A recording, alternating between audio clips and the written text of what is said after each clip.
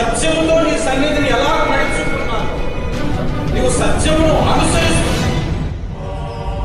ఒక మాట ఏం చెప్పాడు, నీ దృష్టికి అనుకూలం.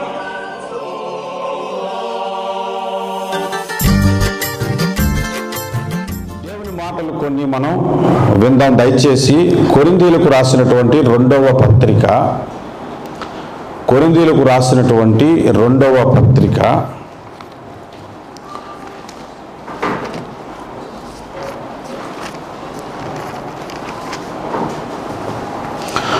11వ వచనములో ఆఖరి మాట నేనే చదువుతాను. చెప్పలేదా? కొరింథీయులకు రాసిన పత్రిక రెండవ అధ్యాయము 11వ వచనములో ఆఖరి మాట నేనే చదువుతాను. మీరు ఆ మాటను చూడండి. బైబిల్ ఉన్న ప్రతి ఒక్కరూ కూడా వచనాలను చూడటానికి ప్రయత్నం చేయండి.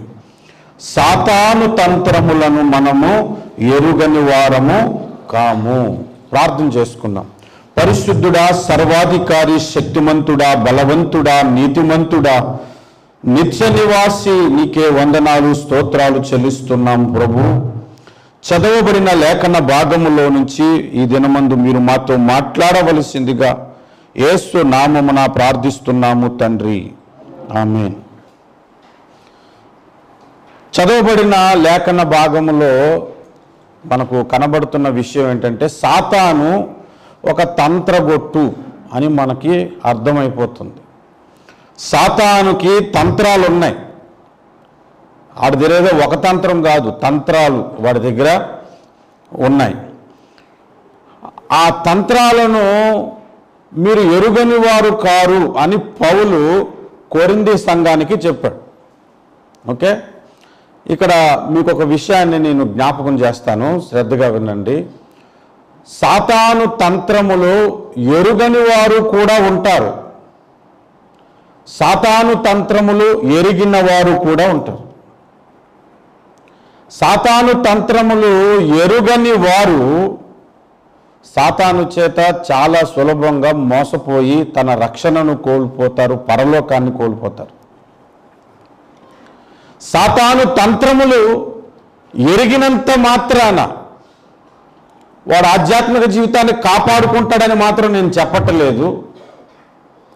ఎరిగిన తర్వాత ఆ సాతాను తంత్రములను ఎదిరించుటకు శక్తి గలవారు కావాలి. చాలా శ్రద్ధగా మీరు వాక్యాన్ని వినాలి. ఏదో ఆదివారం మనం కూడుకొని ప్రార్థన గురించి చేసుకొని విశ్వాసం గురించి మీరు ఇల్లు కట్టుకుంటారు, నా ప్రవచనాలు ఈ ప్రవచనాలు చెప్పేసి వెళ్ళిపోతే ఉపయోగం ఉండదు.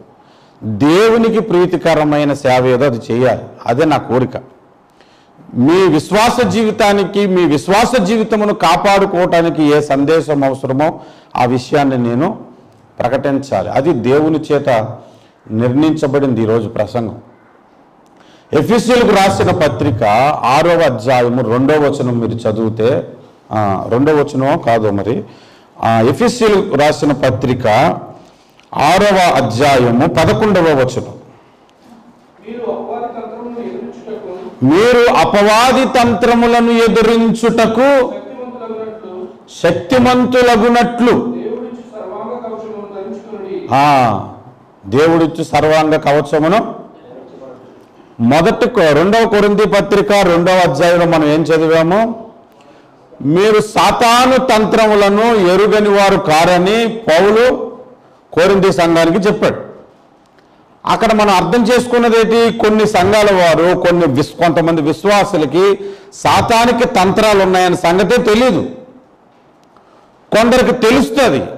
తెలిసినంత మాత్రాన ఉపయోగం ఏముంది? వాటిని ఎదిరించాలని మరలా ఎఫెసీ పత్రికలు అదే పౌలు ఎఫెసీ సంఘానికి చెప్తున్నారు.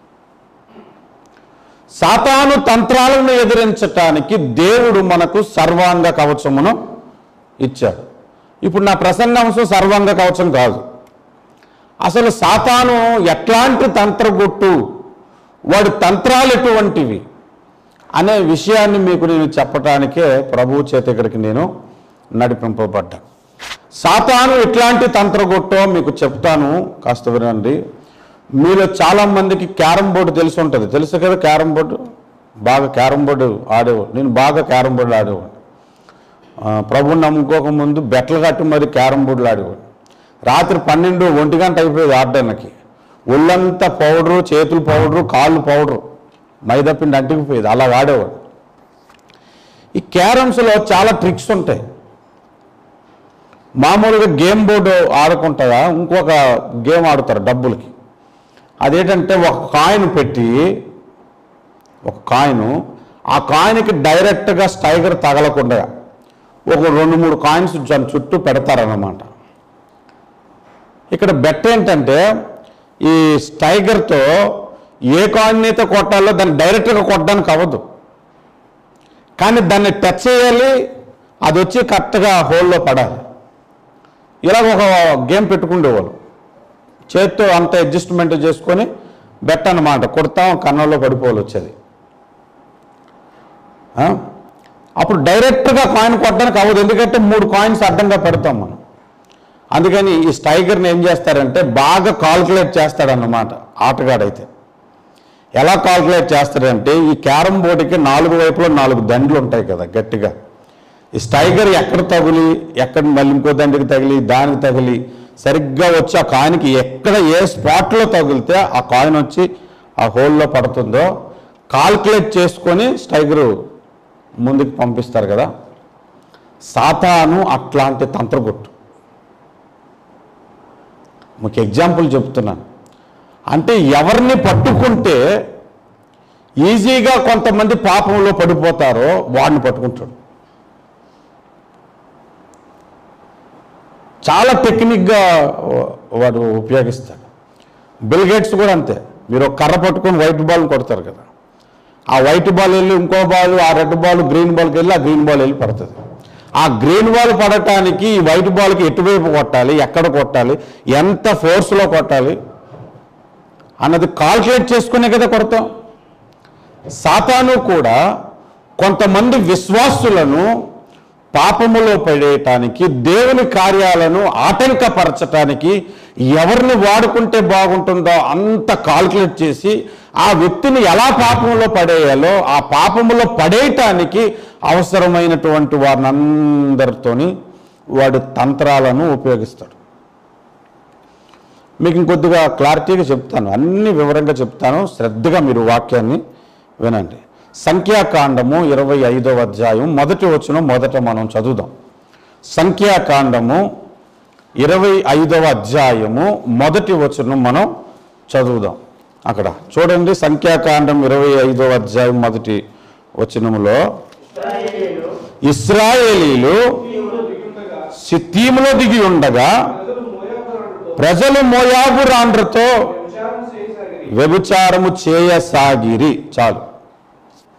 పాత నిబంధనలో మనకు కనబడుతున్న ఇశ్రాయేలీలు క్రొత్త నిబంధనలో సంఘమునకు సాదృశ్యం కదా. మీ అందరికీ ఈ పాఠం బాగా తెలుసు.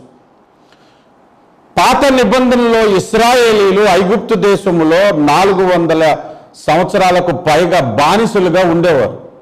దేవుడు మోషే ద్వారా వారిని విడిపించాడు. ఐగుప్తు అను పేరుకు అర్థము చీకటి అని అర్థం. ఐగుప్తు అనే పేరుకు అర్థం ఏంటంటే చీకటి. దాని మీనింగే అది. ఐగుప్తు అనే పదానికి మీనింగే చీకటి అని.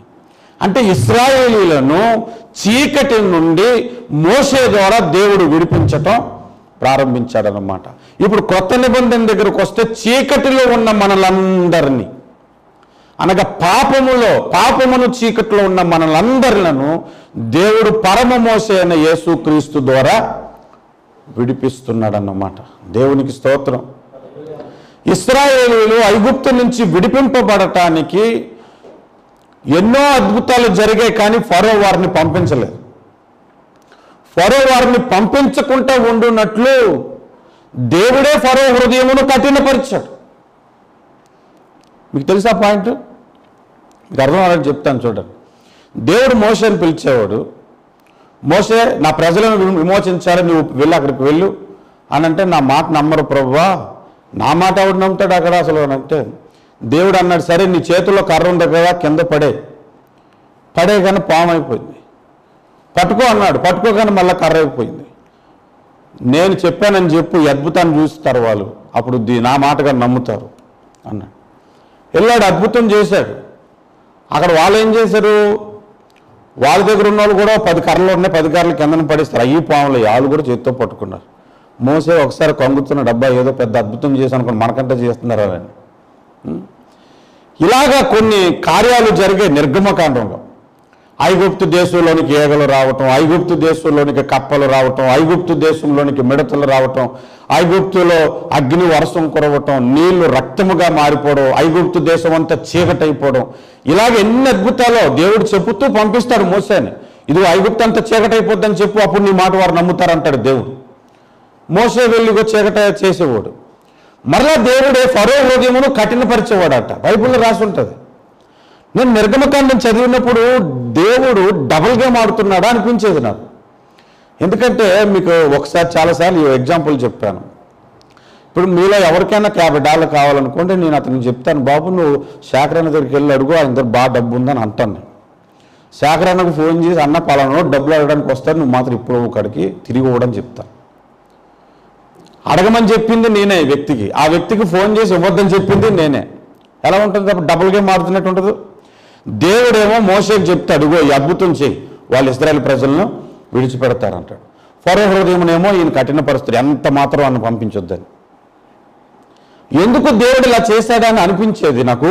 మన నిర్గమకాండం చదువుకుంటూ మన 12వ అధ్యాయం దగ్గరికి వచ్చేసరికి పస్కా పసుపు బలి తర్వాత ఇశ్రాయేలీలను విడిచిపెడతాడు. అప్పుడు మాత్రం దేవుడు కఠినపరచలే ఫరో హృదయము. ఎందుకు అంటే అసలు యావత్ ప్రపంచంలో పాపులందరూ కూడా యేసుక్రీస్తును బలి ద్వారానే విమోచింపబడాలి, కానీ ఏ అద్భుతం ద్వారా విమోచింపబడటానికి వీలు లేదు. ఆ కార్యమును మనకు తెలియపరచటానికే పస్కా పశువు బలి ద్వారానే ఇశ్రాయేలును విమోచించాడు. దేవునికి స్తోత్రం. ఎన్ని అద్భుతాలు నీ జీవితంలో జరిగినా నువ్వు రక్షింపబడవు. పస్కా పశువును ఆచరిస్తేనే నీవు రక్షింపబడతావు అనే పాఠాన్ని నేర్పించాడు. ఇశ్రాయేలీయులు ఐగుప్తు నుంచి విమోచింపబడిన తర్వాత వారికి ఎదురైనది మొట్టమొదట ఎర్ర సముద్రం. నేను చాలాసార్లు ప్రభు దగ్గర ప్రార్థన చేసేటప్పుడు అనుకున్నాను, ముందు మారాను మధురముగా మార్చి మన్నాను పంపించి తర్వాత ఎర్ర సముద్రం అడ్డు రావచ్చు కదా. ఎంత లైన్ బై లైన్ దేవుడు ఎందుకు రాయించుకొచ్చాడు అంటే ప్రతి దాంట్లో కూడా దేవుడు ఒక పాఠాన్ని నేర్పించుకుంటూ వస్తున్నాడు అన్నమాట. దేవుడు తన అనాది ప్రణాళికలోనే ఎర్ర సముద్రము అను పేరు దానికి పెట్టాడు. రెడ్ సీ అనే పేరు పెట్టించాడు. నేను చాలా కాలం క్రిందట ప్రసంగం చేశాను. అప్పుడులో ఈ వీడియో రికార్డింగ్, వాయిస్ రికార్డింగ్స్ ఏం చేయలే. అరణ్యములో అద్భుతములని ఒక ప్రసంగం చేశాను. మొట్టమొదటిగా అసలు ఇశ్రాయేలీయుల జీవితంలో ఎర్ర సముద్రమే ఎందుకు అడ్డొచ్చిందంటే, ఒక వ్యక్తి రక్షింపబడాలి అంటే యేసు రక్తము ద్వారా, నీటి బాప్తిస్మము ద్వారానే అతడు రక్షింపబడాలి. అందుకని తన ప్రణాళికలో ఆ సముద్రమునకు ఎర్ర సముద్రం అని పేరు పెట్టాడు. ఎర్ర సముద్రం అంటే నీళ్ళు ఎర్రగుంటాయని కాదు అర్థం, అది మామూలు సముద్రమే. ఎర్ర సముద్రం అని ఎందుకు పేరు పెట్టాడంటే, మనము రక్తము ద్వారా, నీళ్ళ ద్వారా విమోచింపబడాలి. మన పాపములు కడగటానికి యేసు రక్తమును కార్చాడు. యేసు రక్తము ద్వారా కదా మన పాపాలు కడగబడుతున్నాయి. నీళ్ళ ద్వారా చెప్పండి, యేసు రక్తము ద్వారా. కానీ ఆ యేసు రక్తం మన మీదకి ఎప్పుడు వస్తుంది? నీటి బాప్తిస్మము పొందుకున్నప్పుడు. అపోస్తుడైన పౌలు నీటి బాప్తిస్మం పొందుకోవటానికి అననీయ అదే మాట చెప్పాడు, నీవు తడువు చేత ఎందుకు లేచి ప్రార్థన చేసి బాప్తిస్మము పొంది నీ పాపములు కడుగుకొనుము అన్నాడు అపోస్తుల కార్యాలు 22:16. కనుక ఎర్ర సముద్రం అనేది ఏంటంటే నీటి బాప్తిస్మమునకు సాదృశ్యంగా చూపించాడు. ఆకాశము నుండి మన్నాను కురిపించటం దేవుని వాక్యానికి సాదృశ్యంగా చూపించాడు. మారాను మధురముగా మార్చటము ఒక మనిషి హృదయములోని ఆలోచనలు లోతైన నీళ్ల వంటిదన్నాడు సామెతల గ్రంథములో. మనం ప్రభువును నమ్ముకొనక మునుపు మన ఆలోచనలన్నీ చెడ్డవి. ప్రభువును నమ్ముకున్న తర్వాత ఆ ఆలోచనలను నీళ్ళనే దేవుడు మధురముగా మార్చాడన్నమాట. హల్లెలూయా. మన్నా దేవుని వాక్యానికే సాదృశ్యం కాదు, ప్రభు బల్లకు కూడా సాదృశ్యమే. ప్రభు బల్లకు కూడా అది సాదృశ్యమే. నిజమైన మన్నాను నేనన్నాడు మన ప్రభువు యోహాను సువార్త 6వ అధ్యాయంలో. ఎందుకు ఈ సాదృశ్య పాఠాలన్నీ చెబుతున్నానంటే, ఇశ్రాయేలీలో జరిగిన ప్రతి అంశము కూడా మనకొక పాఠం. కనుక ఈ ఇశ్రాయేలీలు అరణ్యయాత్రను కొనసాగిస్తున్నప్పుడు వాళ్ళు ఎక్కడికి వచ్చారంటే మోయాబు దేశానికి వచ్చారు. ఇక్కడి నుంచి మనం శ్రద్ధగా వినగలగాలి మన వాక్యం. మోయాబు దేశానికి వస్తే, మోయాబు దేశం ఒక రాజు బాలాకు ఇశ్రాయేలీలను గూర్చి విని భయపడ్డాడు. ఇశ్రాయేలీల దేవుడు సర్వశక్తిమంతుడైన దేవుడట, వారి దేవుడు సముద్రమునే 2 పాయలు చేసి ఇశ్రాయేలుని నడిపించాడట, మారాను మధురముగా మార్చేశాడట, వారికి తిరిగిలేని జనాంగం అంటే అసలు వారితో యుద్ధానికి వెళ్ళినోడు గెలిచే సమస్య లేదు, గెలిచే అవకాశమే లేదంట. అట్లాంటి సైన్యము మోయాబు మీదకి వస్తుంది, ఎలాగబ్బా, ఏం చేస్తే నేను ఆ సైన్యాన్ని తప్పించుకుంటానని చాలా ఆలోచన చేశాడు. ఆలోచన చేస్తే అప్పుడు ఆయన బుర్రలో ఒక ఆలోచన తట్టింది. అదే మోయాబు దేశములో బిలాము అను ఒక దైవ భక్తుడు ఉన్నాడు. బిలాము అతడు ఇశ్రాయేలుడు కాదు, దేవునితో సహవాసం చేసేవాడు. ఎట్లాంటి సహవాసం చేసేవాడో తెలుసా అతడు? నేను దేవుడిని ఎప్పుడు చూడలే, మీరు దేవుడిని ఎప్పుడు చూడలే, నేను మిమ్మల్ని చూడగలుగుతున్నారు, మీరు నన్ను చూడగలుగుతున్నారు. కానీ బిలాం ఎలా ఉంటుందో తెలుసా?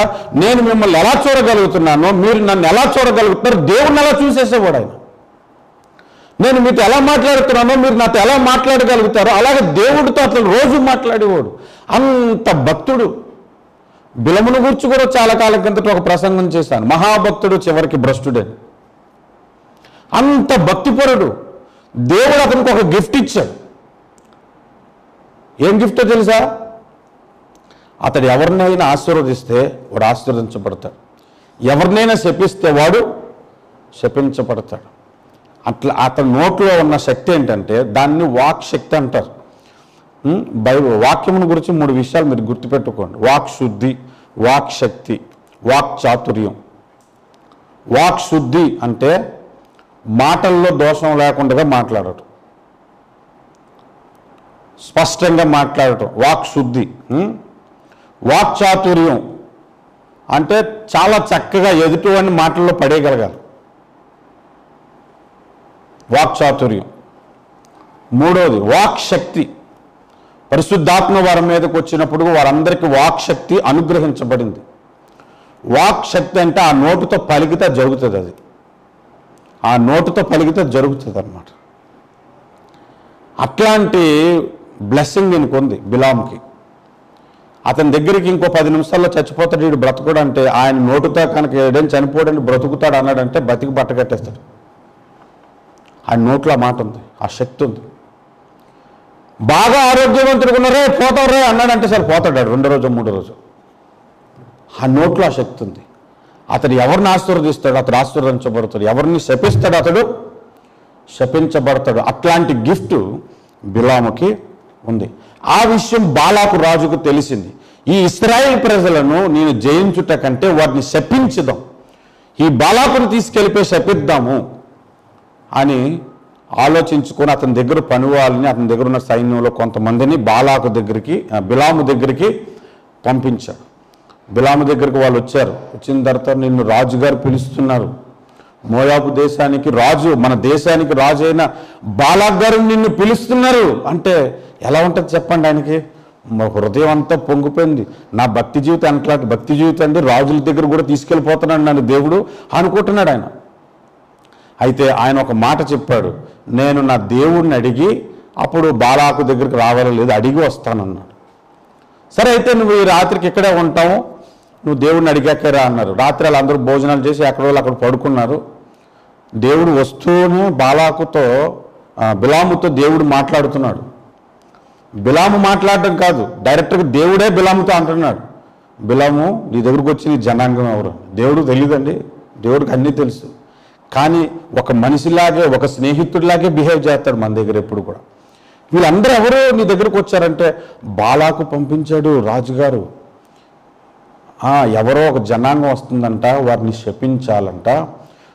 నాకు ఆ గిఫ్ట్ ఉంది కదా ప్రభువా, నువ్వు ఇచ్చావు కదా, వారిని శపించటానికి నన్ను రాజుగారే పంపించారంటే నీవు ఆ జనం జోలికి పోవద్దు, వాళ్ళు ఆశీర్వదించబడిన జనాంగము, వారిని నువ్వు శపించుట కుదరదు అని చెప్పాడు. వెంటనే లేచి 2వ రోజు చెప్పేశాడు, బాబు మీరు సామాన్లు సర్దుకొని వెళ్ళిపోండి, దేవుడు యాక్సెప్ట్ చేయలేదు మీ రిక్వెస్ట్ని, నేను శపించటం కుదరదు, దేవుడు ఒప్పుకోలేదు అంటే వీళ్ళు వెళ్ళిపోయి బాలాకు చెప్తే బాలాకు ఇంకా కొంతమంది బాగా వాక్చాతుర్యం కలిగిన వారిని, గనులైన వారిని, గొప్పవారిని అందరినీ పంపించేశాడు. పంపించేసి మళ్ళీ బిలాము దగ్గరకు వచ్చారు. బిలాము దగ్గరకు వచ్చిన తర్వాత బిలాముతో మళ్ళీ మాట్లాడితే అప్పుడు బిలాము ఏమని చెప్పాలండి? ఆల్రెడీ దేవుడు వద్దన్న తర్వాత మరలా ఆయన నిన్ను అడగకూడదు. ఆయన ఒకసారి అవునంటే అవును, కాదంటే కాదు. ఈ రాత్రికి ఏం చెప్తాడో చూద్దాం అన్నాడు. అక్కడే ఆయన రాంగ్ స్టెప్ వేయటం మొదలుపెట్టాడు. మరలా రాత్రి అయిపోయింది, దేవుడు అడిగాడు, మరలా వచ్చారు ఏంటంటే మరి వాళ్ళు బలవంతం పెడుతున్నారు అన్నాడు. అప్పుడు దేవుడు బిలాము ఒక హృదయాన్ని చూడడం మొదలుపెట్టాడు అన్నమాట. ఇతడికి రాజుగారి దగ్గరికి వెళ్ళాలన్న కోరుకుంది. అంతకంటే రాజుల రాజు రోజు ఈయన కలుస్తుంటే దాని మీద తృప్తి లేదు ఈయనకి, రాజుగారితో కలవాలని. మీకు ఒక విషయం అడుగుతాను.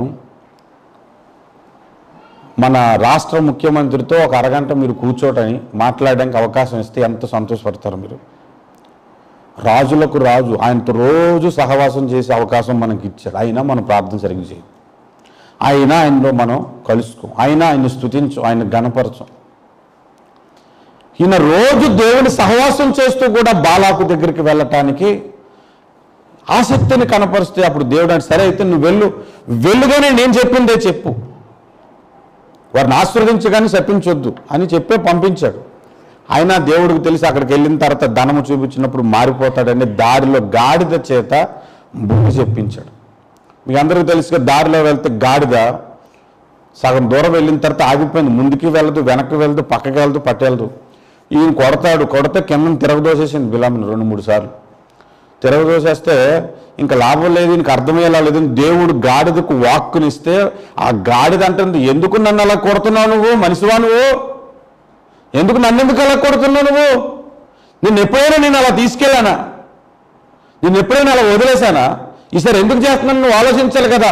అడ్డంగా యెహోవా దూత నిలుచొని ఉన్నది, అడ్డంగా యెహోవా దూత నిలుచొని ఉన్నాడు అనగానే అప్పుడు బిలాము కళ్ళు తెరి చూస్తే యెహోవా దూత కనపడ. ఎంత విచిత్రమండి, రోజు దేవుణ్ణి చూసేవాడు దేవుడు పంపిన దూతను చూడలేకపోయాడు, కళ్ళు మూసుకుపోయాయి. ఎందుకు దేవుడు ఆటంకపరిచాడంటే అక్కడికి వెళ్ళిన తర్వాత పొరపాటుని తను శపించకూడదు, అది ప్రజలను దీవించాలని. బాలాకు దగ్గరికి వెళ్ళిన తర్వాత బాలాకు ఒక ప్రాంతానికి తీసుకెళ్ళాడు, ఎత్తైన ప్రాంతానికి. ఇశ్రాయేల్ ప్రజలను చూపిస్తే వాళ్ళు భయంకరమైన జనాంగంగా వచ్చేస్తున్నారు, మందలాగా, మేకల మందలాగా, గొర్రెల మందలాగా. దూరం నుంచి చూస్తే ఇగో ప్రజలు, వీరిని శపించు అని అన్నాడు. 2 చేతులు పైకి ఎత్తాలని దీవించాడు. దేవుడి చేత ఆశీర్వదించబడిన ప్రజలారా ప్రతి చోట మీకు విజయం కలుగును గాక అన్నాడు. బాలాకు ఒకసారి ఒళ్ళు మండిపోయింది, ఇదేట్రా బాబు నువ్వు శపిస్తా ఉంటే దీవించేసావు, మళ్ళీ ఇంకో చోటకు తీసుకెళ్ళి 3 సార్లు వారిని ఆశీర్వదించితే బాలాకు అంటాడు, ఇప్పుడు 3 సార్లు వారిని ఆశీర్వదించి ఇంకేముంది, నా పని అయిపోయింది. కానీ రాజుగారు ఇచ్చిన డబ్బు, రాజుగారు ఒక చూపిన ప్రేమ ఈయన హృదయాన్ని ప్రేరేపించింది. అప్పుడు బిలాము ఒక ఆలోచన ఇచ్చాడు బాలాకుకి. మీరు బైబిల్ చదివితే ఈ వచనాలు కనబడవు, నేను చెప్పిన తర్వాత కనబడతాయి. బాలాకుకి బిలాము ఇచ్చిన ఆలోచన ఏంటో తెలుసా? వారిని శపించాలి అంటే నా వల్ల కాదు, దేవుడు పర్మిషన్ ఇవ్వలేదు. వారిని నువ్వు శపించలేవు, వారిని శపించబడాలి, వారు శపింపబడాలి అంటే నేను ఒక ఐడియా ఇస్తాను.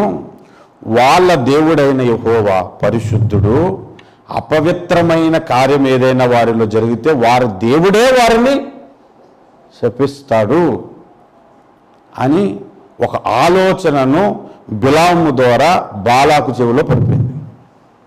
అక్కడ స్టార్ట్ చేశాడు క్యారమ్ బోర్డ్స్ టైగర్. చేసిన తర్వాత అప్పుడు బాలాకు ఎవరిని పాపంలో పడేయాలండి? ఇశ్రాయేలీల్ని పాపంలో పడేయాలి. ఇశ్రాయేలీల్ని పాపంలో పడేయాలంటే ఈ మోయాబు దేశంలో ఉన్న స్త్రీలకు రాజుగారి ఆజ్ఞ దొరకాలి. ఇవన్నీ మీకు బైబిల్లో కనబడతాయా? కనబడు. అందుకే అన్నా నేను చెప్పిన తర్వాత కనబడతాయా. నేను ఎవరిని తీసుకెళ్లి పాపంలో పడేస్తే ఇశ్రాయేలీలందరూ వ్యభిచారంలో పడతారు అన్నది ఆలోచించాడు. తక్కువ స్థాయిలో ఉన్నోడు పాపంలో పడిపోయాడు అనుకోండి, వాడిని చూసి ఎక్కువ స్థాయిలో ఉన్నోడు ఏదో పని పని చేశాను 4 దెబ్బలు కొట్టి వాడిని జైల్లో వేస్తారు. అదే ఉన్నత స్థాయిలో ఉన్నోడే పాపంలో పడిపోయాడు అనుకోండి, వాడిని చూసి కింద కూడా తప్పు చేయడానికి సాహసిస్తారు. అందుకని ఎవరిని ప్రేరేపిస్తే పాపానికి బాగుంటుందో ప్లాన్ గీస్తే జిమ్రీ దొరికాడు. దేవునికి స్తోత్రం. తన గురించి మీకు చెప్తాను చూడండి. 25వ అధ్యాయంలో 14వ వచనం, చంపబడిన వాని పేరు జిమ్రీ. అతను ఎందుకు చంపాడో తర్వాత మాట్లాడదాం. అతడు గురించిన వచనం పూర్తిగా చదివితే, అతడు షిమ్యోనీలలో తన పితరుల కుటుంబమునకు ప్రధాని అయిన సాలు కుమారుడు. అతడు ఎవరు కుమారుడు? సాలు కుమారుడు. ఆ సాలు ఎవరు? ప్రధాని అయిన అనుందా? ప్రధాని అయిన సాలు అంటే చాలా హై పోస్ట్లో ఉన్న ఒక కొడుకు, ఒక కుమారుని కొడుకు. మన దేశాన్ని పరిపాలిస్తున్నటువంటి మోదీ గారిని మనం ప్రధాని అని పిలుస్తాం కదా. ప్రధాని కొడుకు అని ఇక్కడ రాయదు. అంటే చాలా హై లెవెల్లో ఉన్నట్టు ఒక వ్యక్తి. అతని దగ్గరికి ఎవరిని పంపించాడంటే తర్వాత వచనంలో చంపబడిన స్త్రీ పేరు కొజ్బీ. తర్వాత ఆమె గురించి 15వ వచనంలో చెప్పాడు. ఆమె సూరు కుమార్తె. అతడు మిద్యానీయులలో ఒక గోత్రమునకు తన పితరుల కుటుంబమునకు ప్రధాని అయి ఉండెను. అది అంటే బాలాకు వెళ్ళి ఏం చెప్పాడంటే, అమ్మా మన దేశాన్ని కాపాడుకోవాలంటే ఉన్నత స్థితిలో ఉన్న నీ వల్లే జరుగుతుంది. నీవు ఎవరిని పాపంలో పడేయాలంటే జిమ్రీ ఉన్నాడు, వాడిని పాపంలో పడే. వాడు ప్రధాని కుమారుడు, యుద్ధ సూర్యుల్లో వాడొకడు. రోజు ఖడ్గం పట్టుకొచ్చి కండలు చూసుకొని తిప్పేవాడు అనమాట. అక్కడికి వెళ్ళి, అబ్బాయి ఎంత బాగున్నాయి నీ కండలు, ఎంత బాగా తిప్పుతున్నావు కత్తిని నువ్వు, నీ ఇలాంటి మగాడు మా ఊర్లో లేనే లేడన్నా. ఇంకెలా ఉంటుంది చెప్పండి అడిగి. అంతే అంటావా? ఇస్రాయిల్లోనే నువ్వు వందగాడు వెళ్ళి ఉంటావు, ఇంకా మనిషికి ఎలాగుంటుంది? ఇంకా రోజు కత్త మరి ఇంకెక్కువ తిప్పేయడం మొదలుపెట్టాడు. రోజు వచ్చి పొగడటం మొదలుపెట్టి, ఒకరోజు కాకపోతే 2 రోజు 3 రోజు 4వ రోజు మొత్తానికి ఆయన బొట్టలు వేసేసింది. పాపంలో పడిపోయిన తర్వాత సాతాను ఊరుకుంటాడు చెప్పండి? పాపంలో పడేంత వరకు సీక్రెట్గా ఉంచుతాడు పాపాన్ని. పాపంలో పడిన తర్వాత తంత్రగొట్టు ఏం చేస్తాడంటే దాన్ని పబ్లిక్ చేయాలి. ఎలాగా? ఏ వీడియోకి దొరుకుతాడు, ఏ ఫేస్బుక్లో దొరుకుతాడు అనేది ఇప్పుడు మనం. అప్పుడులో ఎవరినో ప్రేరేపించి మొత్తానికి ఆ పాపాన్ని చూపించాడు. వాడు BBC న్యూస్కి నెంబర్ 1 అయి ఉంటాడు. అప్పుడులో మొత్తం వెళ్ళి చెప్పాడు అందరికీ. ఇంక ఇస్రాయేల్ అందరూ అనుకున్నారు అంత పెద్దోడే పాపలు చేస్తే మేమెంత అనుకొని ఈ మోయాబు రాండ్రులతో ఇశ్రాయేలీలందరూ పాపం చేయడం ప్రారంభించారు. అందుకే 25వ అధ్యాయం 1వ వచనం, ఇశ్రాయేలీలు షిత్తీములో దిగి ఉండగా ప్రజలు మోయాబు రాండ్రుతో వ్యభిచారము చేయ సాగిరి. బైబిల్ గురించి నేను ఒకసారి మాట చెప్పాను. అధ్యాయం పైనుంచి కింద నుంచి పైకి కూడా వెళ్ళాలి ఒక్కోసారి, అప్పుడు కరెక్ట్గా అర్థమవుతుంది. వాళ్ళు ఎందుకు మోయాబీయులతో పాపం చేశారు, ఆ స్త్రీలతో ఎందుకు వ్యభిచారం చేశారు అన్నది ఆలోచిస్తే కిందకు చదువుకుంటూ వస్తే జిమ్రీ ప్రధాని కొడుకు, అవతల మోయాబీరాండ్రులో ఒక ప్రధాని కూతురు కొజ్బీ, వీళ్ళిద్దరిని పట్టుకొని వాళ్ళిద్దరు చేసే పాపాన్ని షో చేసి దేశంలో ఉన్న వాళ్ళందరినీ వ్యభిచారంలో పడేశాడు. ఎంత తంత్రగుట్టండి! ఎవరిని పట్టుకుంటే ఎక్కడి నుంచి ఎలా పట్టుకుంటే కార్యం జరుగుతుందో తెలుసు. బిలముకు ధనమును చూపించి ఐడియా ఇప్పించాడు. ఐడియా తీసుకున్న బాలాకు ప్రధాని కూతురిని పంపించి జిమ్రీని పాపంలో పడేశాడు. వాళ్ళని చూపించి ఇశ్రాయేలీలందరూ వ్యభిచారం చేయడానికి మొదలుపెట్టారు. ఇదంతా చూసిన దేవుడికి ఒళ్ళు మండింది. వారి మధ్య తెగులు పుట్టిస్తే 24,000 మంది చనిపోయారు ఇశ్రాయేలీలు. ఆ మాట 9వ వచనంలో ఉంటుంది. 24,000 మంది ఆ తెగులు చేత చనిపోయిరి అని. ఇదంతా గమనిస్తున్న ఒక వ్యక్తి, అతని పేరు ఫీనెహాసు, అహరోనుకి మనముడు. అతని పేరు మనకు ఎక్కడ కనబడుతుందంటే 10వ వచనంలో, అప్పుడు యెహోవా మోషేకు ఇలాగ ఆజ్ఞించెను, యాజకుడైన అహరోను మనముడును ఏలియాజరు కుమారుడైన ఫీనెహాసు కనబడ్డా. అతడు ఏం చేశాడు తెలుసా? అటు ఇటు చూశాడు. అసలు ఇశ్రాయేలీలందరూ పాపంలో పడడానికి కారణం ఎవరు? ఈ జిమ్రీ, కొజ్బీ. కనుక అందరూ చూస్తుండగా కత్తి తీసుకెళ్ళి పొట్టలో పొడిచితే ఇటు నుంచి అటు వెళ్ళిపోయింది అన్నమాట. ఇద్దరిని పొడిచి చంపేస్తే ఇశ్రాయేల్ అందరూ మంటిపడి, ఒరే మనం నరహత్య చేయకూడదు, మనకు ఆజ్ఞ ఉందని అందరూ మొదలుపెట్టారన్నమాట. వెంటనే దేవుడు తన స్వరాన్ని మోషేకి వినిపించాడు. అతన్ని ఏమనకండి, నేను ఓర్వలేని దాన్ని అతడు ఓర్వలేక. ఒకసారి ఒక మంచి దైవజనుడు, బాగా వాడబడుతున్న దైవజనుడు ఒక అమ్మాయితో వ్యభిచారంలో దొరికిపోయాడు. పేపర్లో వచ్చేసింది, మీడియాలో వచ్చేసింది, వాట్సాప్లో వచ్చేసింది, ఫేస్బుక్లో వచ్చేసింది. అదంతా చూసిన తర్వాత పాస్టర్లు ఇలా చేస్తే ఎలాగన్నా అని, మనమే ఉందిలే, మనం కూడా తప్పు చేయొచ్చు అని అనుకుంటారేమో మీరు. ఇది సాతాను తంత్రం. అది ఎరిగిన వాడికి అర్థమవుతుంది, ఎరగని వాడికి ఆ తప్పుడికి పెద్ద సాక్ష్యం అన్నమాట, పెద్ద ఆదరణ అన్నమాట. వాళ్ళు చేస్తే లేదు కానీ నేను చేస్తే తప్ప అనుకుంటాడు. చాలా కాలం కిందట నేను వెళ్తున్న చర్చిలో ఒక ఆయన వచ్చి సాక్ష్యం చెప్పాడు. సాక్ష్యం చెప్పగానే సాధారణంగా ఆడవాళ్ళు ఏడుస్తారు ఇండియాలో, ఇక్కడ ఒక్కోసారి ఆ మగవాళ్ళు కూడా ఏడ్చేస్తుంటారు సాక్ష్యం చెప్తూ. నేను తప్పు చేస్తానండి, పొరపాటు చేస్తానండి అని ఏడ్చాడు. ఏడ్చి బైబిల్లోంచి ఒక వచనం చదివాడు. యవనస్తులు తప్పక తొట్టిల్లుదరు ఉంది, నేను తప్పు చేస్తాను, నా గురించి ప్రార్థన చేయండి అన్నాడు. వెళ్ళి కూర్చున్నాడు. నేను చూశాను, ఇప్పుడు తప్పు చేస్తే చేశాడు. యవనస్తులు తప్పక తొట్టిల్లుదరు అని మాట ఎందుకు చదివించడం? మిగిలిన అందరూ ఏమనుకుంటారు ఆ మాట విని? వాళ్ళు బైబిల్ చదివి అలవాటు లేదనుకో, ఓహో అందరూ తప్పులు చేస్తారన్నమాట అనుకుంటారు. 3 నెలల తర్వాత అదే వ్యక్తి వచ్చారు సాక్ష్యం చెప్పడానికి. నేను ఏ తప్పు అయితే చేయకూడదు అనుకుంటున్నాడు, అదే తప్పు చేస్తాను, మళ్ళీ పొరపాటు అయిపోయిందని ఏడ్చేస్తున్నాడు. కానీ బైబిల్లో ఎక్కడుందని వచనం తీసి చదివించాడు అనమాట. 40వ అధ్యాయం యెషయా గ్రంథం నుంచి, యవనస్తులు తప్పక తొట్టిల్లుదురు అని చెప్పేసి కూర్చుని పడి. నాకు రెండోసారి ఆ సాక్ష్యం అనగానే నాకు ఒళ్ళు మండిపోయింది. ఏం తప్పు చేశాడో చెప్పడం, తప్పు చేస్తాను అంటాడు. మిగిలిన అందరికీ ఏమనిపిస్తుంది, అది ఏ తప్పైనా కావచ్చు అందరికీ. 2-3 నెలల తర్వాత మళ్ళీ వచ్చారు మైకి పట్టుకొని. నేను కింద కూర్చోండి అనుకుని మళ్ళీ అదే చెప్తాడు, ఒకవేళ అడిగాదు అనుకుని ఎగ్జాక్ట్గా అదే చెప్పాడు. మళ్ళీ నేను ఏ తప్పు అయితే చేయకూడదు అనుకుంటే అదే చేసేస్తున్నానండి. యవనస్తులు తప్పగా తొట్టిల్లుదని చెప్పాడు. అయిపోయిన దగ్గరికి వెళ్ళారు, బాబు యవనస్తులు తప్పగా తొట్టిల్లుదరు అన్నావు కదా, దాని కిందనే యెహోవా కొరకు ఎదురు చూచేవారు నూతన బలం నొందుదురని ఉంది, అది ఎందుకు చదవవు నువ్వు అని అంటే, ఊరికన్నా దావీదు లాంటి పాపం చేశాడు అన్నాడు నాతో. దావీదు లాంటిడే పాపం చేశాడు అన్న. నేనన్నాను, దావీదు లాంటి వానికే దేవుడు విడిచిపెట్టలేదు పాపం చేస్తే, మరి నేను వదిలేస్తాడా అన్న. ఆడికి ఆ ముందు మాట కానీ వెనక మాటలు పట్టించుకోడు. కొంతమంది అంతే అంటే. నేను ఆ మధ్య ప్రసంగం చేసేటప్పుడు ఎవరైనా మిమ్మల్ని కొడితే ఒక చెంప కొడితే 2వ చెంప చూపించమని బైబిల్లో ఉంది. నువ్వు ఎడమ చెంప మీద ఎవరైనా కొడితే మీ కుడి చెంప చూపించమని ఉంది అని బైబిల్. ఒకసారి అక్కడ పసిరి పంజంలో ఉన్నట్టు చెప్పాను. ఎప్పుడైనా మీరు సువార్తకి వెళ్ళి ఎవడైనా మిమ్మల్ని ఆటంక పడితే 4 తన్నండి అని అన్నాను కదా, అది ప్రసంగంలో రికార్డ్ అయ్యింది. అది పట్టుకొని ఒకడు వాట్సాప్లో ఫోన్ చేసి అడిగేస్తున్నాడు, మనం అలా కొట్టొచ్చా అని. అవును, ఎందుకు కొట్టకూడదని అన్న. ఎందుకు కొట్టకూడదు అన్న. ఒక చెంప కొడితే 2వ చెంప అలా లేదు బైబిల్ అన్న. ఎవడైనా మీ ఎడం చెంప మీద కొడితే కుడి చెంప చూపించాను. మరి కుడి చెంప మీద కొడితే ఎడ చెంప చూపించమని ఉందా అని అడిగాను. లేదు, దాని అర్థం ఏ చెంపైనా ఒకటే కదా, అలాంటప్పుడు దేవుడు కుడి ఎడమ ఎందుకు మాట్లాడాడని అడిగాను.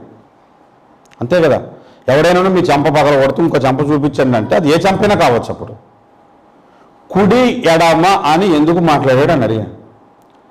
ఏమో అన్న, కానీ ఆ మాట ఎందుకో నాకు నచ్చలేదు. ఇట్లాంటి వాళ్ళు ఏం చేస్తారంటే, దావీదు గొలియాతుని చంపితే చూసా, దావీదు నరహత్య చేశాడు అని చెప్తారు వీళ్ళు. దావీదు గొలియాతుని చంపుట దేవుని చిత్తం, అది నరహత్య కాదు, రాజు ధర్మం. దేవునికి స్తోత్రం. వాక్యాన్ని సరిగ్గా మదించటం నేర్చుకోవాలి మొదట. సాతాను ఎంత తంత్రగొట్టో మీకు పాయింట్ చెప్పాను. ఇప్పుడు ఒక్కొక్కసారి పెద్ద పెద్ద సేవకులు, బాగా వాడబడిన సేవకుడు పాపంలో పడిపోవట, వాడి గురించి న్యూస్లో అన్నీ వినేటప్పుడు మీ హృదయం అనిపిస్తుంది, అలాంటి వ్యక్తే పాపంలో పడిపోయి నేనెంత అని అనుకుంటారేమో. అది సాతాను తంత్రం. ఆ 25వ అధ్యాయంలోనే ఆఖరిలోనే 16-17లో, సంఖ్యాకాండం 25:16-17లో, మరియు యెహోవా మోషేకు ఇలాగు సెలవిచ్చెను, మిద్యానీయుల తమ తంత్రముల వలన మీకు బాధకులై ఉన్నారు.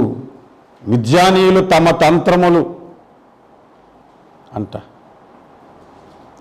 మిద్యానీయులు తంత్రములు అంటే మిద్యానీయులు వెనకుండా ఆ తంత్రాన్ని వేసింది ఎవరు? సాతాను. ఇప్పుడు పాయింట్కి, ఇప్పుడు దాకా మన ప్రసంగం కాదు, ఉపోద్ఘాతం. ఇప్పుడు అసలు ప్రసంగం. మీరు సాతాను తంత్రాలను ఎరిగారా?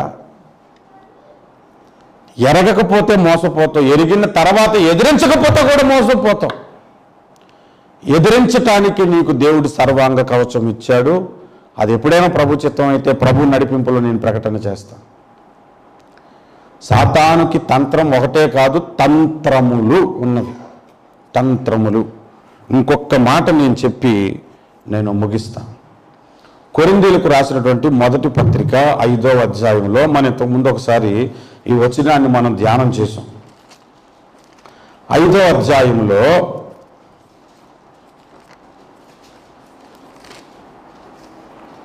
మొదటి వచనం చూస్తే, మీలో జారత్వం ఉన్నదన్న వదంతి కలదు, మీలో ఒకడు తన తండ్రి భార్యను ఉంచుకున్నాడట, అట్టి జారత్వము అన్యజనులైనను జరుగదు అన్నాడు. ఆ కొరింథీ సంఘంలో ఒకడు ఉన్నాడు, అతడు తన తండ్రి భార్యను ఉంచుకున్నాడట. తండ్రి భార్యను. అట్లాంటి వ్యభిచారపు కార్యము, జారత్వము అన్యజనుల్లో కూడా జరగదు, సంఘంలో జరిగింది. అట్లాంటి వాడిని చూసి మీరు వెలివేసిన వారు కారు, ఉప్పొంగుచున్నారన్నాడు. ఆ కింద మీరు చదువుకుంటూ వస్తే, ఇట్లుండి మీరు ఉప్పొంగుచున్నారే కానీ మీరు ఎంత మాత్రమును దుఃఖపడి ఇలాంటి కార్యము చేసిన వాడిని మీరు నుండి వెలివేసిన వారు కారు. వాడిని ఏం చేయాలి? వెలివేయాలి. వెలివేయకుంటే వీళ్ళేం చేస్తున్నారు? ఉప్పొంగుతున్నారంట. ఎలా ఉప్పొంగుతున్నారంటే, మిద్యానీయులు ఇప్పుడు ఉప్పొంగంట, మనోడు జిమ్రి పాపంలో పడితే చిన్న చిన్న దాంట్లో పడ్డాడు, కరెక్ట్గా ప్రధాన కూతురుతోనే పడ్డాడులే, ఘనంగానే పాపం చేశాడులే అనుకుంటారు. ఎలా ఉప్పొంగుతున్నారంటే, మరి చర్చికి కానుకలు ఇస్తాడేమో, కొరింథీ సంఘానికి డబ్బులు ఇస్తాడేమో, ఉన్నత పదవులు ఉన్నాడేమో, ఒక ఎంపీఓ ఎమ్మెల్యే లేకపోతే గవర్నమెంట్ ఉద్యోగం ఏదై ఉంటుందేమో, అతన్ని ఇప్పుడు వెలివేసేస్తే సంఘానికి కానుకలు ఎలాగొస్తాయండి, అతన్ని వెలివేసేస్తే సంఘానికి సపోర్ట్ ఎలాగొస్తుందండి. లేదంటే ఇప్పుడు సింగపూర్ భాషలో ఆడు పిఆర్ అని పంపించేస్తే ఇప్పటికే మనకు పిఆర్లు తక్కువ, అందరూ వర్క్ పర్మిట్లతో ఉండాలి సంఘం అని ఉంచుకున్నారేమో అప్పుడులో. మరి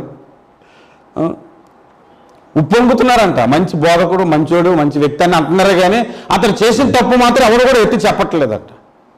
పౌలు అతని వ్యక్తి గురించి క్లియర్గా లెటర్ రాశారు. రాసిన తర్వాత అప్పుడు వీళ్ళకి బుర్రకు మనోనేత్రాలు వెలిగి అతన్ని వెలివేసేశారు. వెలివేసేసిన తర్వాత కొద్ది కాలం జరిగిపోయిందండి, కొద్ది కాలం జరిగిపోయింది. ఆ వెలివేయబడిన వాడు పశ్చాత్తాపడటం మొదలుపెట్టాడు. నిజంగా నేను దేవుని దృష్టికి పాపం చేశాను, ఎంత ఘోరమైన పాపం చేశానని తన పాపమును ఒప్పుకోవడం మొదలుపెట్టాడు. ఒప్పుకొని సంఘానికి తిరిగి వస్తే, రే ఎంతకుముందు నువ్వు తప్పు చేసావు, ఈ సంఘానికి రావడానికి వీల్లేదు, ఆల్రెడీ నిన్ను వెలివేశాం కదా, మరలా ఏ ముఖం పెట్టుకొని వచ్చావు, ఎవరిని పాడు చేయడానికి వచ్చావు, ఎవరిని నాశనం చేయడానికి వచ్చావు, ఏ కుటుంబాన్ని పాడు చేయడానికి వచ్చావు, నువ్వు బయటకు పో అని వాడిని తోసేశారు. ఆ విషయం పౌలుకు తెలిసింది. మరలా పౌలు 2వ పత్రిక రాసినప్పుడు ఆ వ్యక్తి గురించి మరలా రాయటం మొదలుపెట్టాడు. 2వ పత్రిక, కొరింథీయులకు రాసిన 2వ పత్రిక 2వ అధ్యాయము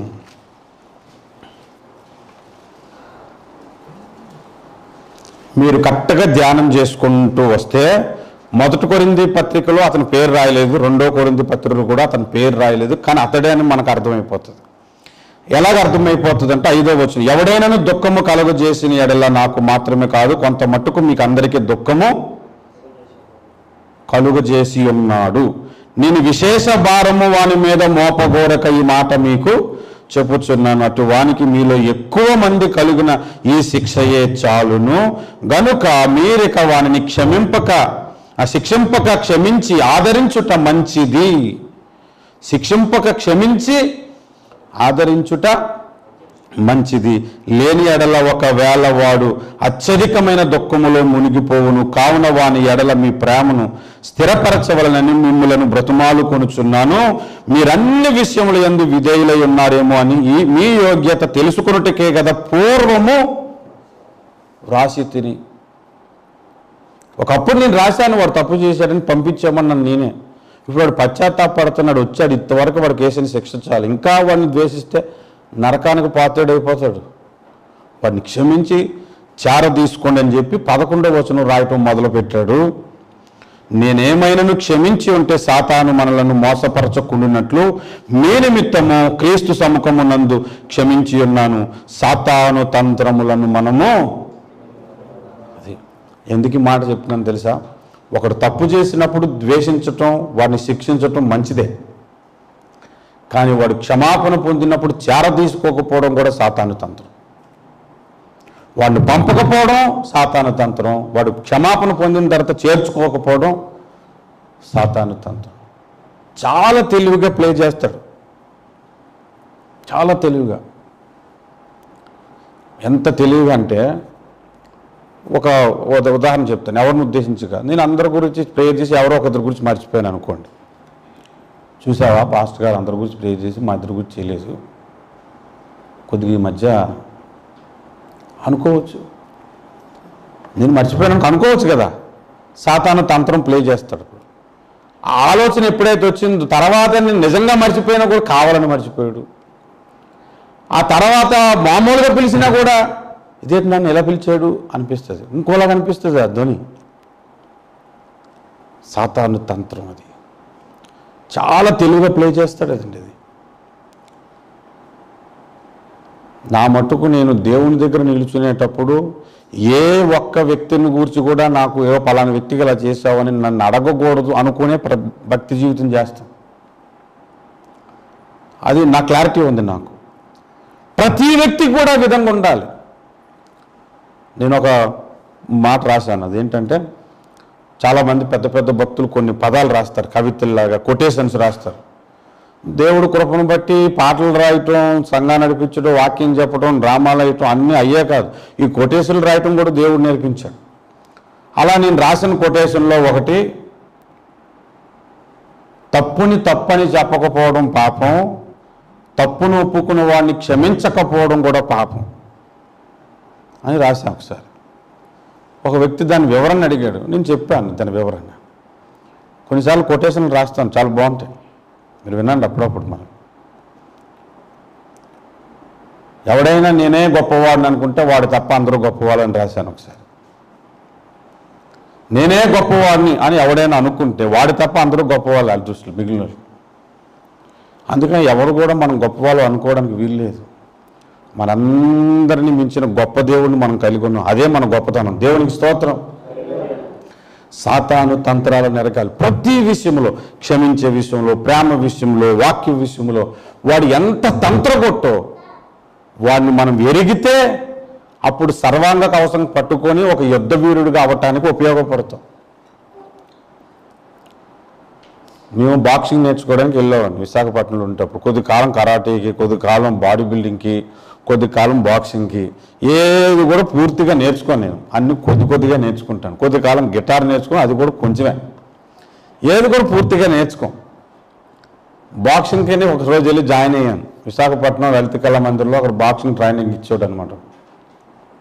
డబ్బులు కట్టి జాయిన్ అయ్యాను.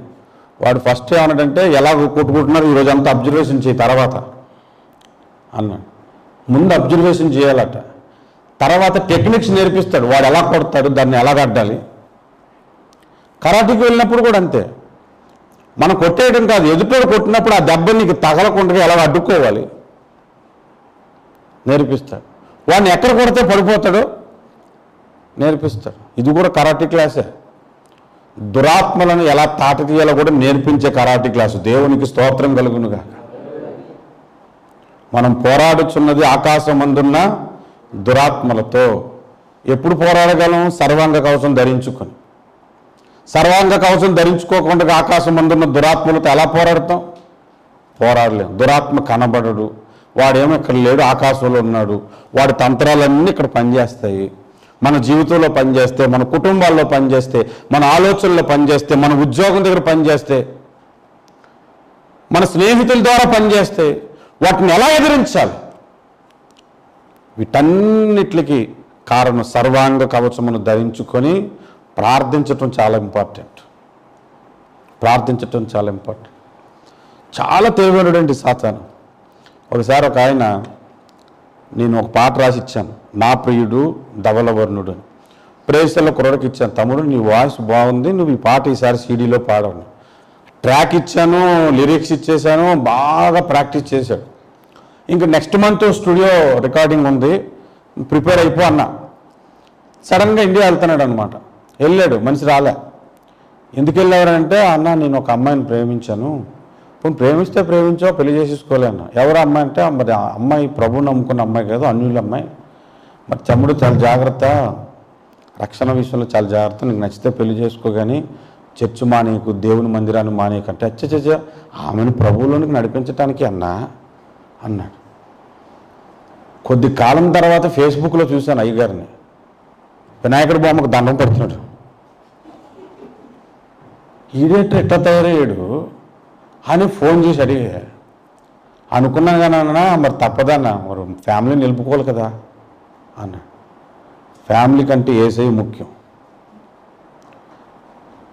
యవ్వనస్తులు ఇక్కడ ఉన్నారు, ఇంకా పెళ్లి కాని వాళ్ళు, ఖచ్చితంగా వాడు టార్గెట్ పెళ్లి దగ్గర పెడతాడు. ప్రతి ఒక్కడికి కూడా ఖచ్చితంగా పెడతాడు. చాలామంది పడిపోతారు అక్కడ. ఇప్పుడు అది ఇదని అంటారు, పెళ్లి చూపులు కలగానే అమ్మాయి అందం కనవరు అనగానే, ఓహో ఇంత అందగైతే నాకంటే ఇంకెవరు దొరకదు అనుకుంటాడు. పెళ్లి చేసుకున్న తర్వాత మార్చేద్దాం అనుకుంటాడు, వీడు మారిపోతాడు. చాలామందిని చూశాను నేను, చాలామందిని. విశాఖపట్నంలో నేను ఇంతకుముందు బాప్టిజం పొందిన చర్చిలో ఒక ఆయన అలాగే ఒక ఆమెను పెళ్లి చేసుకొని, లేదన్నా ఆమెను చర్చి తెచ్చేస్తానని కొట్టి తీసుకొచ్చాడు చర్చికి ప్రతి వారం. ఆమెకు వచ్చినా అలా కూర్చొని అలా చూసేదంటే, ఏదేవడండి అన్నట్టుగా కొట్టి చెప్పి తీసుకొచ్చేవాడు. కొద్ది రోజుల తర్వాత ఈయన మానేశాడు, ఆమె మానేసింది. తర్వాత ఒక సంవత్సరం తర్వాత రైల్వే స్టేషన్లో గుండు గీసుకొని పెట్టుకుని వెళ్ళిపోతాడు తిరుపతి. గుండు గీసేసుకొని ఎక్కడ స్టార్ట్ చేశాడు చూడండి వాడిని పడగొట్టడానికి. సాతాను తంత్రగుట్టు. నేను చెబుతున్న ఈ విషయాలు ఎవరిని మిమ్మల్ని హట్ చేయటానికి కాదు, నీ విశ్వాస జీవితమును నీవు కాపాడుకోవాలి. సాతాను తంత్రములను ఎదిరించుటకు నీవు శక్తిమంతుడు కావాలి. ఎదిరించుటకు శక్తిమంతుడు కావాలి. రక్షణ కోల్పోయి ఏం చేస్తావు? ఏం ఉపయోగం? నాకు పెళ్ళైన కొత్తలో మా ఆవిడకి చెప్పాను, నేను చెప్పిన మా ఆవిడ కూడా నాకు చెప్పింది, ఎప్పుడైనా దేవుని మందిరానికి వెళ్ళటం నువ్వు ఆటంకం అని అంటే కనుక నేను నీకు ఇమీడియట్లీ విడాకులు ఇచ్చేస్తాను జాగ్రత్త అన్న. ఎప్పుడైనా నువ్వు కూడా నాకు అలా చేస్తే నీకు కూడా విడాకులు ఇచ్చేస్తాను జాగ్రత్త అన్నది. పెళ్ళైన ఫస్ట్ మంత్లోనే మా ఇద్దరికి మాటలు. దేవుని పనికి నాకు ఆటంకం ఉండకూడదు, అట్లాంటి భార్య కావాలనుకున్నాను. ఆమె కూడా అలాగే ఉంది. ఫుల్ డిసైడ్ అయిపోండి, అవసరమైతే వదిలేయడమే. దేవుడే ఇంపార్టెంట్. ఒక మాట చెప్పి నేను ముగిస్తాను. నా నిమిత్తము మిగిలింది మీరు చెప్పాలి. మీ తల్లినైనను తండ్రినైనను కుమారులైనను భార్యనైనను భర్తనైనను పిల్లలైనను ఇంకేం లేవా, ఆఖరికి నీ ప్రాణముతో సహా నీవు ద్వేషింపకుంటే నీవు నాకు పాత్రుడువు కావు అన్నాడు ప్రభువు. ప్రాణముతో సహా ఎందుకన్నాడు తెలిసి? ఇవన్నీ ఉన్న ఒకడు వచ్చి నీ గొంతు మీద కత్తి పెట్టి ప్రభువుని నమ్ముకుంటున్నా కానీ నీ గొంతు కోసేస్తాను, వద్దంటే ఈ దేవుడు నీకు వద్దంటే నేను బ్రతుకుతానంటే కోసేస్తే కోసే, నా ప్రాణము కంటే కూడా నా దేవుడు నాకు ఇష్టం అనుకున్నాడండి. సాతాను తంత్రములను జయించగలుగుతాడు. నేను మీకేం వరాలు ఇవ్వను బ్రదర్, ఈరోజు నిన్ను చేతులు ఉంచుతున్నాను, నువ్వు ఎక్కడ స్వస్థ చేద్దాం, అలాంటి వరాలు ఇవ్వను, అది ఉపయోగం లేదు. నీకు ప్రవచించే వరం నా దగ్గర నుంచి ఏం దొరకదు. వాక్యం చెబుతాను, సాతాన్ని ఎదిరించే శక్తి కలిగిన మాటలు చెబుతాను. దాన్ని విశ్వసించి దాన్ని మదించి నీ హృదయంలో పెట్టుకొని ఒక ప్రార్థనాపరుడుగా నువ్వు తయారవుతే చాలు, నా పరిచర్య ఫలించింది అనుకుంటా. లేచి నిల్చుందాం ఒకసారి అందరం కూడా. సహోదరులు ఒకసారి లేచి నిల్చుందాం. ఎంతకాలము నువ్వు భక్తి జీవితం చేసినా, ఎంతకాలము నీవు దేవుని మందిరానికి వస్తూ ఉన్నా, సాతాను తంత్రములు ఎరుగని వారిగా నీవు ఉంటే, నీ జీవితంలో జరిగిన ప్రతి ఇన్సిడెంట్ని ఒకసారి జ్ఞాపకం చేసుకో. సాతాను ఎలాంటి ప్లాన్లు చేశాడు నీ కొరకు. నేను ఒక ప్రార్థన మీకు నేర్పిస్తానండి, చాలా అమూల్యమైన ప్రార్థన ఇది. అందరూ కూడా శ్రద్ధగా వినండి. మీరు నిల్చోమన్నాను కానీ ప్రార్థన కలుమూయమని చెప్పలేదు ఇంకా నేను. చాలా శ్రద్ధగా మాట వినండి. నేను మోకాళ్ళు వేసి ఉపవాసం ఉండి ప్రార్థన చేసేవాడు మొదట్లో, నా భక్తి జీవితం మొదట్లోనే, బైబిల్ చదువుతున్నప్పుడే, ప్రభువా నా ఆధ్యాత్మిక యాత్ర అంతా కూడా నీవు ఎరిగిన దేవుడవు, ఎక్కడెక్కడ సాతాను నా ఆధ్యాత్మిక జీవితాన్ని పాడు చేయటానికి వలలు ఒగ్గి ఉంటున్నాడో, పన్ని ఉంటున్నాడో, అక్కడల్లా నాకు జయము కలుగునట్లు, వాడి తంత్రములు నేను గుర్తించినట్లు నా మనోనేత్రాలు తెరువు. ఇది నా ప్రార్థన. అది మీకు నేను గొప్ప చెప్పుకోవడం కాదు కానండి. ఒకసారి అయితే ఒక ఆమె వచ్చి గట్టి కౌలు చేసుకుంటున్నాను, నువ్వంటే నాకు ఇష్టం అని. టెంప్ట్ అయిపోవచ్చు. 2 చేతులు తీసి పక్కన పెట్టాను, కొద్ది దూరంగా ఉండమ్మా అన్న. నా జీవితంలో జరిగింది. ఒకవేళ ఆ ప్రార్థనే కనుక లేకపోతే పడిపోతాం, పాపంలో పడిపోతాం.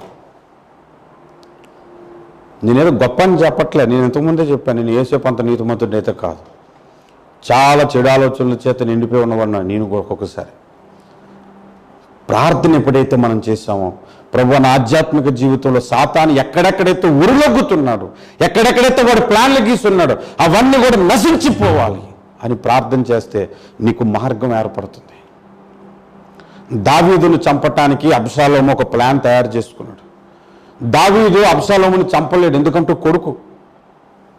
అబ్షాలోముకి ఇచ్చిన ప్లాన్ ఎవరంటే మరొక ఆయన ఒక ప్లాన్ ఇచ్చాడు. అహితోఫెలు ఒక ఆయన దావీదును చంపటానికి ఒక ప్లాన్ ఇచ్చాడు అన్నమాట. తన తండ్రిని చంపడానికి కొడుకే ప్లాన్ ఇచ్చాడు. ఆ విషయం తండ్రికి తెలిసి గుండె పగిలినంత అయిపోయింది.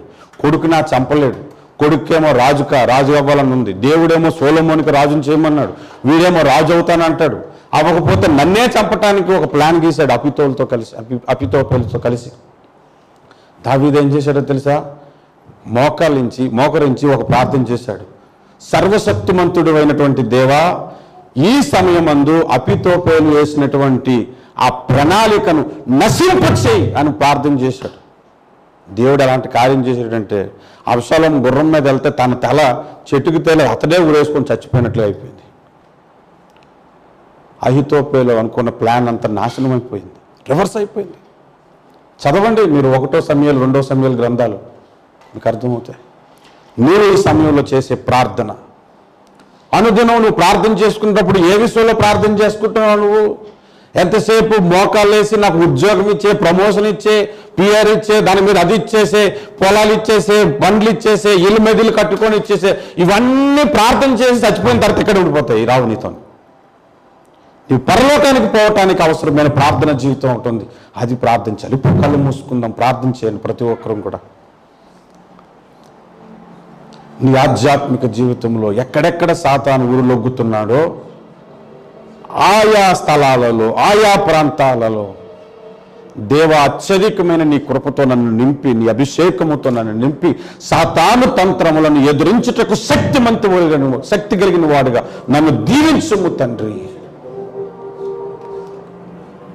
ఇది చాలా ప్రాముఖ్యమైన ప్రేయర్ అండి. ఇది I have done this prayer many times.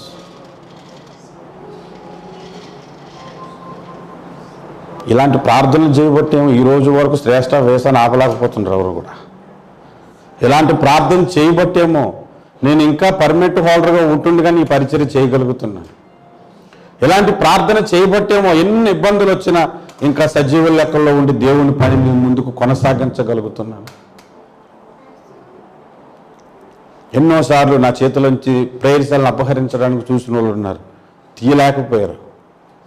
నాకు కలిగింది ప్రార్థనలో పట్టుకున్నాను, ఎవడు అపహరించలేకపోయాడు. అపహరించాలనుకున్న వాళ్ళు సిగ్గునందారు, దేవుడు నన్ను గణపరిచాడు. నీ జీవితంలో కూడా ఆ కార్యం జరుగుతుంది సహోదరుడా. నీ జీవితంలో ఇంతకుముందు ఏం జరిగిపోయినా దేవుడు నిన్ను క్షమించుటకు సిద్ధ మనసు గలవాడు. నిన్ను క్షమిస్తాడు. జరిగిపోయిన నష్టం ఏదో జరిగిపోయింది, జరిగిపోయిన పాపాలేవో, జరిగిపోయిన పొరపాట్లేవో జరిగిపోయాయి. ప్రభువా నన్ను క్షమించు, ఇక మీదట నుండి నీకిష్టుడిగా నేను బ్రతకటానికి, సాతాను తంత్రములను జయించటానికి శక్తి కలిగిన వాడిగా నీవిచ్చు సర్వాంగ కవచము చేత నన్ను నిలబెట్టమని ప్రభువును ప్రార్థించు. అందరూ కూడా 2 చేతులు పైకెత్తి దయచేసి స్వరం విప్పి ప్రార్థన చేద్దామండి. దేవుని మందిరంలో మీ స్వరములు విప్పి ప్రార్థించుట మంచిదని, మీ ఆధ్యాత్మిక జీవితానికి మేలుకరమైనటువంటి ప్రార్థన అది. హల్లెలూయా. ఓ రీమా రక్కుమార సందరవ. హల్లెలూయా. పరిశుద్ధుడానికి వందనాలు.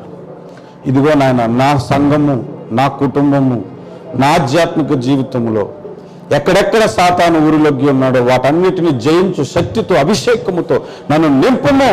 వాడి కార్యములను నశింపచేయము, వాడి ఆలోచనలను నశింపచేయమని వేడుకొనొచ్చు. ఇక్కడ చేతులెత్తిన ప్రతి విశ్వాసం కూడా మీరు జ్ఞాపకం చేసుకున్నాడు. వారి ఆధ్యాత్మిక జీవితాన్ని పాడు చేయటానికి ఆటంకంగా ఉన్న దురాత్మ శక్తులను యేసు నామములో లయము చేయమని ప్రార్థిస్తున్నాను. వారి ఆలోచనలను లయము చేయమని ప్రార్థిస్తున్నాను. ప్రార్థనలో పోరాడాలండి, దురాత్మలతో పోరాడాలి. పోరాడుతున్నావా? రక్తము కారినంతగా ఎప్పుడైనా నువ్వు పోరాడేవా? బైబిల్ చెప్తుంది కదా. హల్లెలూయా. స్తోత్రములు తండ్రి. ఇక్కడ ఉన్న ప్రతి ఒక్కరు, ఈ సంఘానికి హెల్డర్స్గా ఉన్నవారు కానీ, కుకింగ్ టీంలు ఉన్నవారు కానీ, వాయిద్యాలు వాయిస్తున్నవారు కానీ, చర్చిలో పనిచేస్తున్న ప్రతి ఒక్కరు వారి ఆధ్యాత్మిక జీవితంలో సాతాను ఎక్కడెక్కడ వలలొగ్గి ఉన్నాడు అవన్నీ నశించిపోవునుగాక ఈ సమయంలో. నీకు చిన్న రోగం అని దాన్ని బట్టి నిన్ను వెనక్కి లాగడానికి ట్రై చేస్తాడు సాతాను. ఆ ఆలోచనని దేవుడు నరికి పడేయునుగాక. హల్లెలూయా. దేవునికి స్తోత్రం. ప్రభువైన యేసయ్య, ఇక్కడ ఉన్న వారందరినీ మీరు దీవించండి, ఆశీర్వదించండి. నూతనంగా వచ్చినటువంటి వారిని కూడా దీవించండి. వాక్యము వీరందరి హృదయంలో ఫలింపజేసి ఆశీర్వాదకరంగా వీరందరినీ దీవించమని యేసు నామమున ప్రార్థిస్తూ వీరిని దీవిస్తున్నాము తండ్రి. ఆమేన్.